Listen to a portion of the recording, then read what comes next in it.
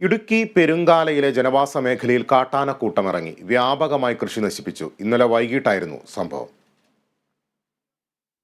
ഇടുക്കി ജില്ലാ ആസ്ഥാന മേഖലയ്ക്ക് സമീപം പെരുങ്കാലയിൽ കാട്ടാനക്കൂട്ടമിറങ്ങി വ്യാപകമായി കൃഷി നശിപ്പിച്ചു. കഴിഞ്ഞ ദിവസം വൈകുന്നേരം 6 മണിയോടെ ഇറങ്ങിയ കാട്ടാനക്കൂട്ടത്തെ പുലർച്ചെയോടെയാണ് കാടുകയറ്റിയത്.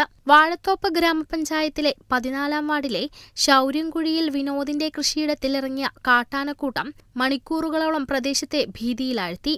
വിനോദിന്റെ കൃഷിയിടത്തിലും സമീപത്തെ നിരവധി പറമ്പുകളിലും കാട്ടാനക്കൂട്ടം വ്യാപകമായി കൃഷി നശിപ്പിച്ചു.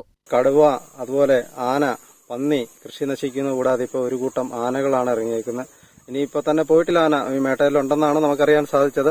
അത് ഇനി ഈ വരുന്ന രാത്രിയിലും അല്ലെങ്കിൽ തുടർന്നുള്ള ദിവസങ്ങളിലും ഇതൊരു സ്വൈര്യവികാരമായിട്ട് തന്നെ മാറും. കാരണം ഭക്ഷണമില്ലാതെ വന്നപ്പോൾ ഇങ്ങോട്ട് ഇറങ്ങിയപ്പോൾ കർഷകന്റെ വാഴ, അതുപോലെ തന്നെ അതിന് തെങ്ങും തയ്യ്, അതിന് തിന്നാൻ പറ്റിയ എല്ലാവിധ സ്വാദിഷ്ടമായ കൃഷി ഇവിടെയുണ്ട്. അതുകൊണ്ട് ഇനിയും ഈ ആന ഇറങ്ങുന്നതാണ്.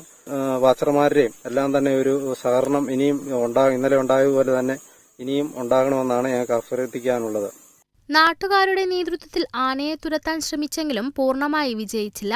തുടർന്ന് നഗരംപാറ ഫോറസ്റ്റ് സ്റ്റേഷനിൽ നിന്നും വനംവകുപ്പ് ഉദ്യോഗസ്ഥർ സ്ഥലത്തെത്തി പടക്കം പൊട്ടിച്ചും മറ്റും ഏറെ നേരം നടത്തിയ ശ്രമത്തിനൊടുവിലാണ് ആനകൾ കാട്ടിലേക്ക് കയറിയത്.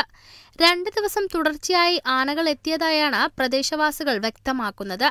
അതേസമയം ഇതുവരെയും കാട്ടാന ഇറങ്ങാതെ പ്രദേശത്ത് ആനയിറങ്ങിയതും വനാതിർത്തിയിൽ തമ്പടിക്കുന്നതും നാട്ടുകാരെ ആശങ്കയിലാഴ്ത്തിയിട്ടുണ്ട്. അതേസമയം കോടാനുകോടി രൂപ കേന്ദ്ര സംസ്ഥാന ഫണ്ടുകൾ വനംവകുപ്പിന് ലഭ്യമാകുമ്പോൾ ജനവാസ മേഖലയിലേക്കുള്ള വന്യമൃഗങ്ങളുടെ കടന്നുകയറ്റം തടയാൻ വനംവകുപ്പ് യാതൊരുവിധ സുരക്ഷാ ക്രമീകരണങ്ങളും ഒരുക്കാൻ നടപടി കൈക്കൊള്ളുന്നില്ല എന്നും ആക്ഷേപമുയരുന്നുണ്ട്.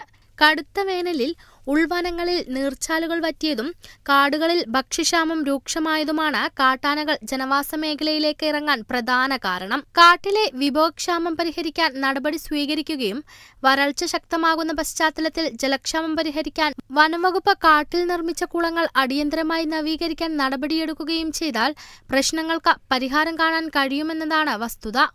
Kerala vision news, Idukki.